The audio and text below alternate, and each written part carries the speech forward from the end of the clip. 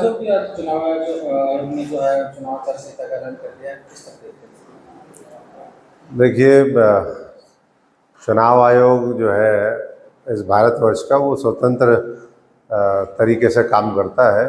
चुनाव आयोग की इस घोषणा का जो हरियाणा और जम्मू कश्मीर में चुनाव होने हैं उसका स्वागत करते हैं। मैं भी करता हूँ, पूरा हरियाणा, पूरा जम्मू कश्मीर, पूरा देश स्वागत करता है। और हम ये मानते हैं कि 2-2.5 महीने पहले पूरे दुनिया का सबसे बड़ा जो चुनाव है वो इलेक्शन कमीशन ने करवाया है और हरियाणा की बारी थी। 10-15 दिन का फर्क है, कोई खास बात है नहीं। क्या अनुमान लगाया जा सकता था कि इस तरह के पहले हो सकते हैं? तो मैंने इसीलिए कहा कि कोई ये 6 महीने के अंदर अंदर अगर कोई चुनाव है, आपस में कोइंसाइड करते हैं, तो इलेक्शन कमीशन को इस तरह का है तो ये तो मुश्किल से 15-20 दिन का ही आगे पीछे हुआ है और पूरी तैयारी है। 10 वर्ष से लगातार नरेंद्र मोदी जी के नेतृत्व में भाजपा पूरे देश में काम कर रही है। सर्वांगीण विकास हुआ है, हर वर्ग को राहत और ताकत देने का काम हुआ है। जगह जगह हम देख रहे हैं डेवलपमेंट कार्य, लाखों करोड़ रुपए के हाईवे, रेलवे, हमारे तमाम तरह के, चाहे वो शिक्षण संस्थाएं हों, चाहे हमारी स्वास्थ्य की सेवाएं हों, हर एक का प्रसार हुआ है। गांव आज हम जब जाते हैं, मैं कल 15 अगस्त गांव के दौरे पे था, खेत खलियान के रास्ते जो कभी आज़ादी के बाद नहीं बने थे वो भी बन रहे हैं। तो हर वर्ग आज मैं समझता हूँ कि खुश है और जो गुमराह करने का काम विदेशी ताकतों के साथ मिलकर लोकसभा चुनाव में हुआ वो अब विपक्ष की मुझे नहीं लगता कि दाल गलने वाली है।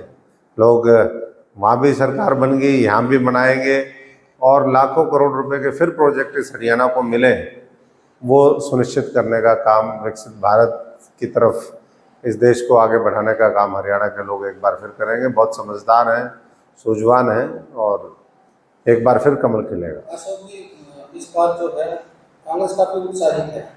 जैसे इस चुनाव की टिकट तो उनके तमाम जो बड़े नेता हैं, जैसे भूपेंद्र हुड्डा, राम जी, तमाम नेता हैं, तो उनके बाहर आगे कि इस बार कांग्रेस पार्टी सरकार। देखिए, मैंने तो आज देखे फोटो वीडियो, मेरे को तो कोई उत्साह दिखा नहीं। चेहरे मुरझाए हुए हैं, ऐसा लगता है किसी कंडोलेंस मीटिंग में जा रहे हो, पता नहीं कौन मर गया हो आज, इस तरीके का उनको लगता है। जो मैंने देखा, मैंने तो बहुत करीब से काम किया है, मुझे तो ऐसा एहसास नहीं हुआ कि कहीं उत्साह है। वो तो अभी उनके तो ना संगठन, ना कोई तैयारी, ना कुछ, अलग अलग दिशाओं में सारे लोग चल रहे थे। कोई परिवर्तन यात्रा बोल रहा है, कोई हिसाब मांग रहा है, कोई किसी की यात्रा का पता ही नहीं। तो अलग अलग दिशाओं में जितनी दिशाएं हैं, उत्तर, पूर्व, पश्चिम, दक्षिण, ऊपर नीचे, 10 दिशाओं में जो है, 10 दिशाएं होती है ना, तो 10 दिशाओं में इनका तो अलग अलग मामला चल रहा है।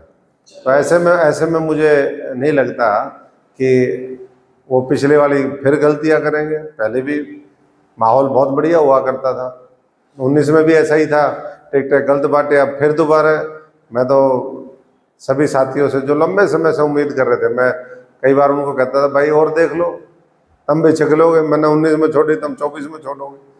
तो 24 में मुझे लगता है कि बड़ा जो है वो अंग्रेजी में कहते हैं एक्सोडस, यानी कि बहुत लोग छोड़ करके अब इस चुनाव के बाद, क्योंकि लंबे समय से लारा लप्पा दिया हुआ था, वो अब लारा लप्पा चलेगा नहीं और भारतीय जनता पार्टी को एक बार फिर मजबूत करने का काम इस हरियाणा की जनता करेगी। जो कि आप अध्यक्ष भी हैं प्रदेश कांग्रेस के, इस बार जो कांग्रेस की जो टिकट के दावेदारों की जो लिस्ट सार्वजनिक की है, 2500 की ज्यादा कैंडिडेट ने जो है दावेदारी के कैंडिडेट। अब देखिए, ऐसा भी नहीं होना चाहिए, जिसका कोई योगदान नहीं, जिसका कोई समर्पण का भाव नहीं, 4 होर्डिंग लगाए और कैंडिडेट बन गए। एक आज ये भी नई परंपरा शुरू होगी, आदमी ये देखता ही नहीं। मुझे याद है 2005 का 4 का लोकसभा का चुनाव था, मैं ऑल इंडिया प्रेसिडेंट होता था स्टूडेंट विंग का। मेरे से पूछा कि भाई आप लड़ेंगे? मैंने कहा ना जी, मैं तो अभी छात्र राजनीति में हूँ, मैं तो काम करूँगा। अब क्या है, किसी के पास ना कोई अनुभव है, ना कोई समर्पण है, बस लोगों को दिखता है कि पता नहीं क्या होने वाला है राजनीति में। तो उन लोगों से मैं सभी से यही कहूँगा, जो भी है वो पहले देखें कि हमने लोगों की जो दुख तकलीफ है उनके लिए कितना संघर्ष किया है। अगर कल उनको मौका भी मिल जाए, आधे लोगों को ये भी दिक्कत है इस राजनीति में, विधानसभा लोकसभा में पहुंचते जाते हैं उनको पता ही नहीं समस्या क्या है, फिर वो बेचारे उठा नहीं पाते, फिर लोग नए अनुभव एक्सपेरिमेंट करते हैं। तो ऐसे में नुकसान जो है लोगों का होता है। लोकतंत्र जिस तरीके से परिपक्व होना चाहिए उस तरीके से नहीं हो पाता है। तो सोच विचार करके हम पहले पूरा साल पढ़ाई करते हैं, उसके बाद एग्ज़ाम देते हैं। ऐसे ही 2, 4, 5, 10 साल आदमी अपने आप को पहले तरह से अपने आप को समर्पित करे लोगों को, और लोगों की तरफ से आवाज़ आनी चाहिए कि भाई ये हमारा आने वाले समय में नुमाइंदा हो। इस तरीके की जब भाव होती है तो मैं समझता हूँ कि वो एक अच्छी परिस्थिति होती है। और वैसा व्यक्ति, अब कई बार हम हवा में वोट दे देते हैं, बाद में फिर जनता भी पछताती है। हवा के साथ जो मामला चल पड़ता है कई बार वो जो है बड़ा खतरनाक हो जाता है। उसमें ऐसे ऐसे उम्मीदवार जीत के आ जाते हैं जिन्होंने कभी कुछ किया ही नहीं, ना कभी करते आ गए। अब ये तो अपने घर की लिस्ट है जी, उनकी नुकसान होगा तो फायदा होगा। देखिए घर की भाई काका लिखनिया, किसने किसको पता है कि किसको कौन सा कहाँ से क्या है क्या नहीं है। और जैसा देख रहे हैं, मैं तो पहले भी देखता था। मैं कल किसी से पूछ रहा था रानिया में, मैंने कहा सिरसा में था मैं, तो बात चल पड़ी। मैंने कहा क्या चल रहा है भाई आपके यहाँ? बोले जी 10-15 कैंडिडेट तो रानिया में आप ही के तैयार करे हुए हैं। तो एक एक विधानसभा में मैं भी 10-10, 20-20 छोड़ के आया हूँ कैंडिडेट। अब उनमें से कौन प्रतिस्पर्धा में आगे आया, किसने कितनी मेहनत करी, लोगों का विश्वास किसके ऊपर जमा, तो ये तो उनका मामला है। लेकिन भारतीय जनता पार्टी का जहाँ तक सवाल है, एक बहुत सिस्टमेटिक तरीके से एक अच्छा मजबूत प्रोसेस है इसका, एक प्रक्रिया के तहत जो है वो कैंडिडेट सिलेक्शन होता है। यहाँ भाई भतीजावाद, तेरा मेरा परिवारवाद, भ्रष्टाचारी कौन कितना बड़ा धन का बैग दे करके जाएगा उसके आधार पर नहीं। यहाँ असली व्यक्ति जो मेहनती है, जिसने लोगों का दिल जीता है, और सर्वे के आधार पर मैं समझता हूँ कि वो भारतीय जनता पार्टी उम्मीदवार वो करेगी। और उम्मीदवार का चयन बहुत महत्वपूर्ण होता है किसी भी चुनाव के अंदर, किसी भी संगठन की इस प्रक्रिया के अंदर। कांग्रेस पार्टी ये भी कहती है कि जो कैंडिडेट की बीमारी कैंडिडेट को उतारते हैं, दूसरी पार्टी को उतारते हैं। देखो ये तो परिस्थितियाँ बनती हैं, कभी किसी का पता नहीं थोड़ा होता है कि कहाँ किसको छोड़ना पड़ जाए। हमने कभी सोचा था क्या? छोड़ दिया, उसके बाद कोई पश्चाताप नहीं। मैंने कहा ले वही तरह निकम्मे लोगों की, गंदे लोगों की पार्टी को संभालो। अब ठीक लोगों के साथ हैं, अखंड भारत और जो है देशभक्त जो पार्टी है उसके साथ मिलकर के देश निर्माण के कार्य में लगे हुए हैं। तो आगामी चुनाव में बीजेपी की सरकार बननी तय? बिल्कुल तय है, और मैं समझता हूँ कि उसके लिए पूरा हरियाणा तैयार भी है। लोगों को पता है कि विदेशी ताकतों से पैसे ले करके इन लोगों ने एक दुष्प्रचार किया। पूरी विदेशी ताकतें, मोदी जी बीजेपी को हटाने के लिए पूरी ताकत लगाई उन्होंने, लेकिन वो हटा नहीं पाए। तीसरी बार फिर मोदी जी काबिज हुए। इसी तरीके से मैं समझता हूँ कि ये दुष्प्रचार काम आने वाला नहीं है। जो लोगों ने कहा कि 400 पार हो जाएंगे तो संविधान खत्म हो जाएगा, आरक्षण खत्म हो जाएगा, ये हो जाएगा, आरक्षण भी वहीं खड़ा है, संविधान भी वहीं खड़ा है। मोदी जी उस संविधान को चुचकार करके पिछली बार भी उन्होंने शपथ ली, दूसरी बार भी शपथ ली। और ये जो है ये सच्चाई है कि उन्होंने कुछ समय के लिए लोगों के मन में बांट दिया, क्योंकि ये जो सोशल मीडिया है ये भी विदेशी आकाओं का ही है ना, उन्हीं के उससे चलता है। उन्होंने इस बार पूरा बीजेपी के खिलाफ काम किया है, तो इसलिए। लेकिन अब मजबूत सरकार फिर दोबारा आ गई। मुझे नहीं लगता कि इतना दुस्साहस जो है वो ताकतें फिर करेंगी। और दूसरा ये छोटा चुनाव है, अपने देश का चुनाव है। तो आप जीत का जिस तरह से दावा कर रहे हैं, बीजेपी संगठित है, जीत का दावा कर रहे हैं, तमाम जो कर्मचारी हैं वो हड़ताल पर हैं, नाराज हैं, तो किस तरह से जीत पाएंगे? कर्मचारी साथियों को मैं यही कहना चाहूँगा, उनके ऐसा तो है नहीं कि कांग्रेस के समय में सारे खुश हुआ करते थे। कांग्रेस के समय को याद करिए, 10 साल कांग्रेस का राज, 10 साल बीजेपी का राज, और उसकी तुलना करिए। चाहे वो गांव का विकास हो, चाहे नौकरियों में बिना पर्ची बिना खर्ची के नौकरियां मिलने की बात हो, चाहे वो शहरों के हम आगे बढ़ाने की बात करें, बड़े बड़े इंफ्रास्ट्रक्चर प्रोजेक्ट की बात करें, उनको सुविधाएं देने की बात करें। गेस्ट टीचर का जो बीज बोया हुआ है वो किसने बोया हुआ है? ये जो कॉन्ट्रैक्ट बेसिस पे आज उसके अंदर आरक्षण नहीं है, ये तो दे नहीं कांग्रेस पार्टी की है, उन्हीं के टाइम में लागू हुआ ये चीज़ें। आज अगर इस व्यवस्था को बदलना है तो मैं समझता हूँ कि एक बार फिर भारतीय जनता पार्टी को मौका देना चाहिए। और पिछले 2.5-3 महीने के अंदर कई जगह हमारा सरपंचों के साथ नहीं तालमेल बना था, वो बिठाने का काम किया। और लोगों की जो बात थी किसानों के लिए एमएसपी, उसकी घोषणा कर दी कि भाई सभी फसलों के ऊपर हरियाणा पहला राज्य बन गया कि एमएसपी देंगे। जब ये मॉडल सक्सेसफुल हो जाएगा आने वाले समय में पूरे देश में, और